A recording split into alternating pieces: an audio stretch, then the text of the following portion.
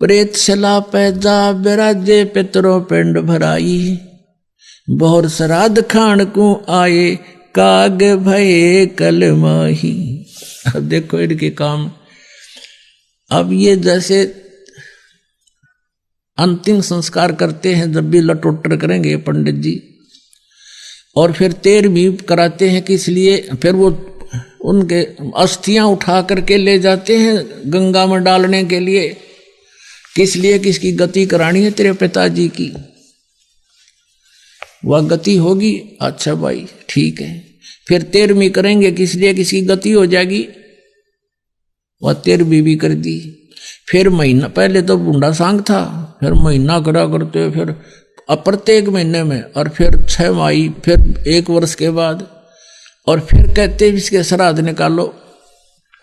अब 13वीं में गति करा दी, अस्थि ठवाई तब गति करावे थे, 13वीं कराई जब करी वह भी गति के लिए, और फिर 6 माही वर्षों दी की वो भी गति के लिए, और फिर श्राद्ध शुरू कर दिए गति के लिए, पिंड भरवाई वो भी गति के लिए। परमात्मा कहते हैं जीवत बाप गेल लट्ठम लट्ठा ये मुए गंग पुचाइया। जीवत बाप गेल लट्ठम लट्ठा मुए गंग पुचैया, जब आवे आसोज का महीना ये कौआ बाप बनैया रे भोड़ी सी दुनिया। सतगुरु बिन कैसे सरिया रे भोड़ी सी दुनिया, सतगुरु बिन कैसे सरिया। कहते हैं जब तक पिता जीवित हैं तब तक उसकी सेवा करते को ना लट्ठम लट्ठा रहे हैं कि तने उस ताई गणा दे दिया तो दूसरे की मेर करे से हैं, और मर जा जब उसने नो कहीं भी गति करा कहांगे, गंगा में ले जाओगे, गंगा में पहुंचाओगे। और फिर कहते हैं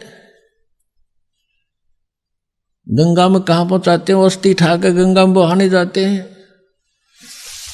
पुण्यात्मा एक भक्त बता रहा था,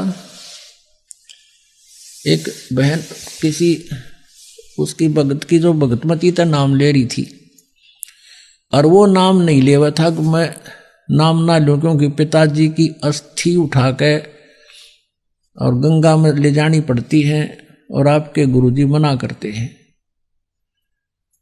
वो इसी बात पर अड़ रहा था कि ना या तो मेरा नहीं समझ में आती और तो मान लेता मैं सारी बातें।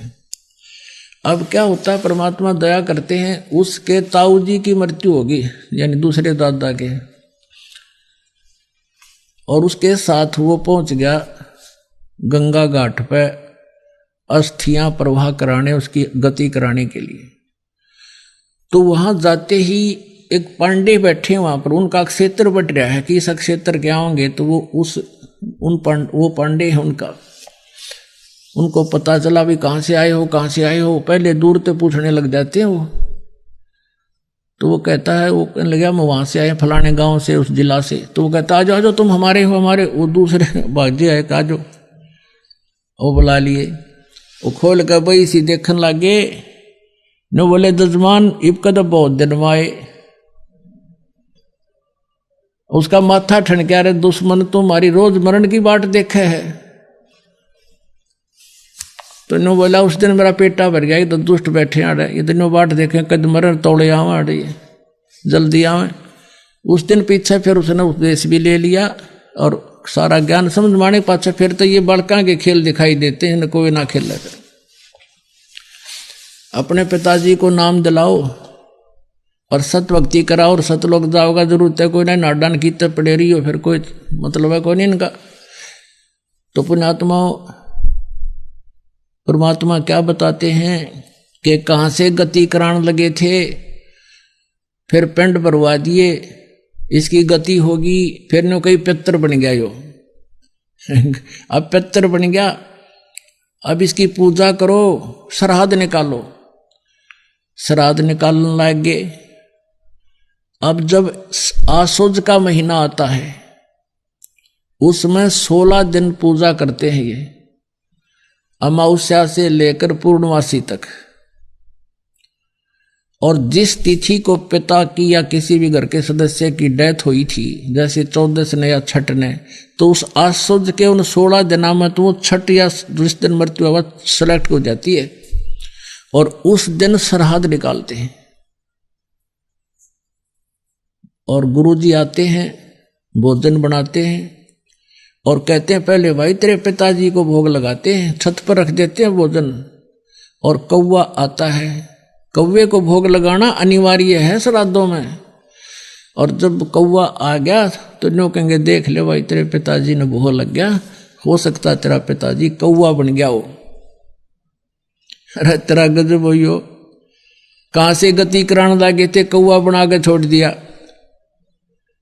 अरे बोड़ी सी दुनिया गुरु बिन कैसे ही सरिया। कहते हैं जीवत बाप के लठम लठा और मुँह गंग पोचैया, जब आवे आसुद का महीना ये कौवा बाप बनैया। रे बोड़ी सी दुनिया।